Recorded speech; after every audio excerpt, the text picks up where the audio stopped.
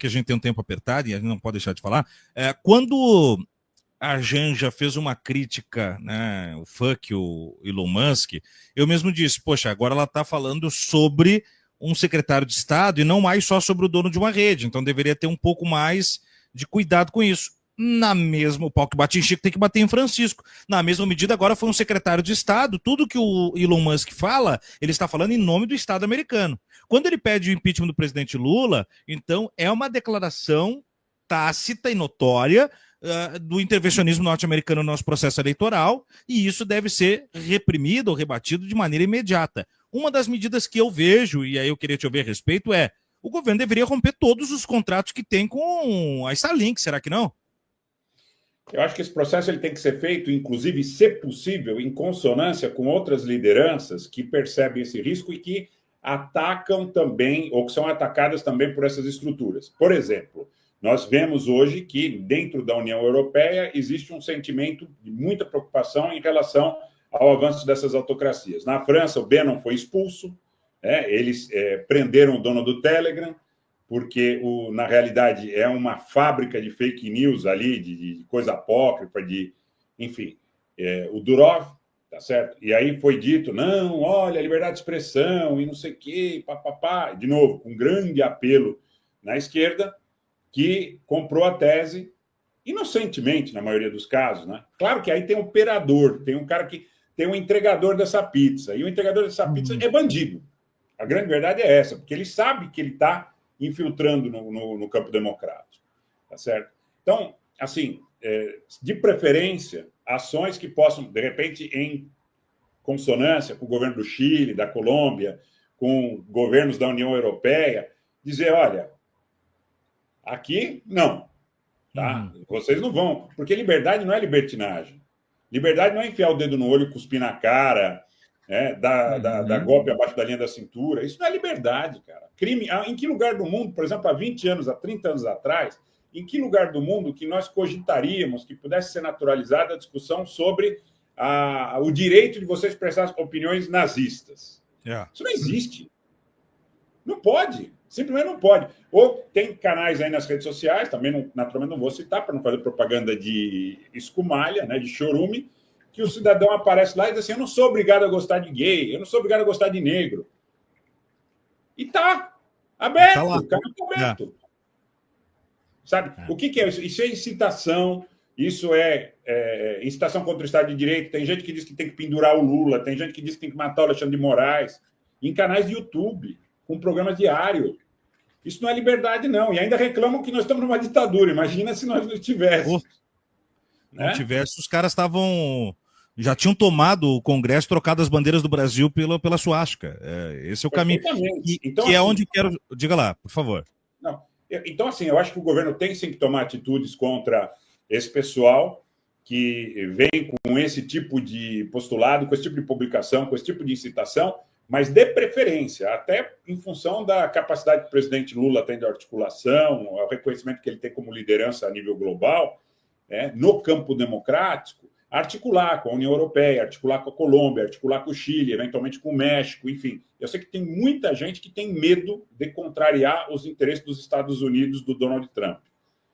Quando veio essa coisa da taxação no aço, no alumínio, que, aliás, é um tiro no pé, porque se você olhar o processo de produção, ferro-gusa, carvão, os outros produtos que você precisa manufaturados para a indústria, quer dizer, o americano vai perder também, porque ele vai deixar de exportar uma série de produtos para o Brasil se o Brasil deixar de exportar esses commodities para os Estados Unidos, tá certo? Mas aí é aquela coisa, você fica com medo.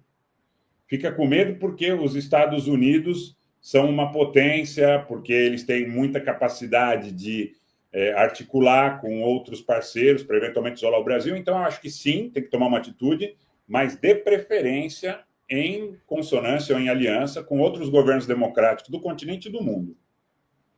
Muito bom. Ô, Rogério, eu tenho mais uma, e daí eu vou passar para a gente ver os recados, que tem muito recado chegando. Pessoal fascinado do Rogério aqui, inclusive já querem cavar uma vaga semanal. Por mim tá fechado. Depois nós temos que bater um trololó com ele no inbox aí, ô Pedro, para não ter que falar a agenda dele pública aqui, mas nós temos que ajeitar essa mão aí, eu sou parceiro. Agora, é o seguinte, Rogério, sem querer, né, vir como o mensageiro do apocalipse, mas a gente vê que o Trump 2 é muito mais nocivo do que o Trump 1, né? O bolsonarismo 1 foi terrível, mas vamos combinar que ele foi embarreirado o tempo inteiro por todas as instituições. O STF sempre limitou as intenções malignas do Bolsonaro, o Congresso nunca comprou tanto as maluquices. Aquele Bolsonaro que dizia que ia armar a população, fazia isso, aquilo nunca existiu, dentro da sua maligna e maquiavélica postura.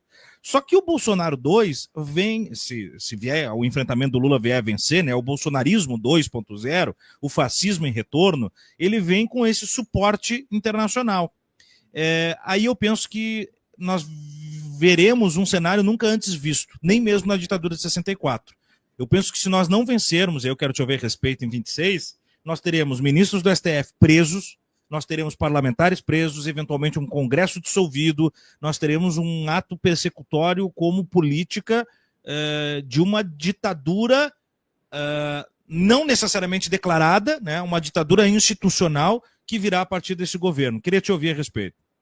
Claro, o governo Trump, o segundo termo do Trump é muito mais agressivo porque, teoricamente, ele é legitimado pela população. Então, quer dizer, tudo que foi questionado no primeiro momento, até onde poderia ir ou não poderia ir, você teve a questão do Capitólio e tudo mais, é como se agora tivessem dito o seguinte, vai que você tem aval da população. Se acontecer no Brasil, da mesma forma, o bolsonarismo, ou quem estiver representando o bolsonarismo, o Bolsonaro ou quem quer que seja, vai dizer o seguinte, olha, a maioria do povo concorda com tudo que foi proposto e, eventualmente, não foi feito, até pelo balizamento do Supremo, pelo balizamento do Congresso, né? E aí, nessa hora, vou repetir, pode soar antipático para muita gente, mas vou repetir. Quem segurou o Bolsonaro? Teve treta, teve pendenga, desde João Dória até Rodrigo Maia, até Marco Antônio Villa, até Reinaldo Azevedo, enfim, Rede Globo, Folha de São Paulo, porque o bolsonarismo ele tem raiva da intelectualidade, ele tem raiva de quem pensa, ele tem raiva da elite, ele tem raiva, mas não da elite pilantra, vagabunda, traficante, crime organizado, não, ele tem bronca da elite produtiva também que pensa, vamos dizer, um pouco mais aristocrática, ou um pouco mais sofisticada intelectualmente, que não quer que o filho ou a filha saiam na rua e que sejam abordados por miliciano ou pelo Grupo Wagner, né? Não quer. O cara diz assim, não, Estado de Direito, tá certo? Então, assim, eu vejo que o perigo da vitória do Bolsonaro, mais uma vez, seu raciocínio é muito bom, porque o perigo da vitória do Bolsonaro é que ele vai dar carteirada que, eu estou respaldado pelo povo, cara. Então, agora é fazer o que, eventualmente, não pudemos fazer pelo balizamento, pela repressão das instituições do Estado de Direito, mas eles vão dizer o seguinte, o povo chancela um poder quase que ilimitado, ainda que não seja verdade, mas o povo vai, de alguma forma, dar esse aval, esse carimbo, esse free pass para o Bolsonaro, teoricamente, avançar. Eu não sei se chega a ponto de fechar Congresso, de prender ministro do STF, mas um risco material, mesmo que o Lula ganhe em 2026, é a gente perder o Senado. Se nós perdermos o Senado em 2026, eles vão começar a propor impeachment de ministro do Supremo Tribunal Federal e tudo isso, quer dizer. Então, o que você vê hoje? Falsos trabalhistas ligados aí a um candidato derrotado em 2022, já que trabalhou meio como linha auxiliar do bolsonarismo, falsos nacionalistas, falsos apoiadores do presidente Lula, repercutindo estas agendas que eu coloquei no início, que são agendas do bolsonarismo. Atacar a Alzeide porque a Alzeide participou do golpe de 64 ou porque a Alzeide teria fraudado as eleições de 2022, que é outra falácia, outra mentira. Agora, vocês repararam, Pedro, Thiago e amigos, que o Bolsonaro, depois que o Trump ganhou, ele está macho. Nas últimas lives, ele voltou a atacar o Supremo Tribunal Federal. O Eduardo Bolsonaro, ele sugere, ele diz assim, isso aqui é o que eu posso falar, o que eu não posso, não vou revelar, porque aquela coisa... Ele sugere como se ele tivesse um respaldo ilegal e intervencionista do governo dos Estados Unidos em relação à possibilidade de intervenção no Brasil. Sueli, eu não estou pessimista. Eu estou, na realidade, alertando sobre riscos. Criticar o governo Lula pode ser feito desde que não seja alinhado com a extrema-direita.